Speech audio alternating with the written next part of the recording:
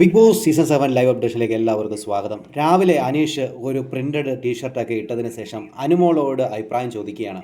അനുമോൾ, ഇതെങ്ങനെയുണ്ട് അനുമോൾ?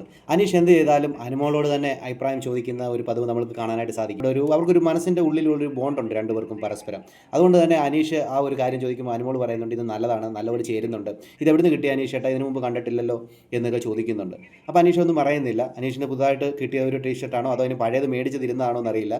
പുള്ളിക്കാരൻ ഇതിനു മുമ്പ് ഇങ്ങനത്തെ ഒരു ടീഷർട്ടൊന്നും ഇട്ടത്തില്ല, വെറും ഷർട്ടുകൾ മാത്രമായിരുന്നു ഇട്ടുകൊണ്ടിരുന്നത്. അത് ചോദിക്കുന്നുണ്ട് അനുമോൾ, ഇതിനു മുമ്പ് ഇങ്ങനത്തെ ഒന്നും ഇട്ടിട്ടില്ലയോ എന്ന് ചോദിക്കുന്നുണ്ട്. അപ്പോൾ അനീഷ് പറയുന്നുണ്ട് ഇല്ല എന്ന് പറയുന്നുണ്ട്.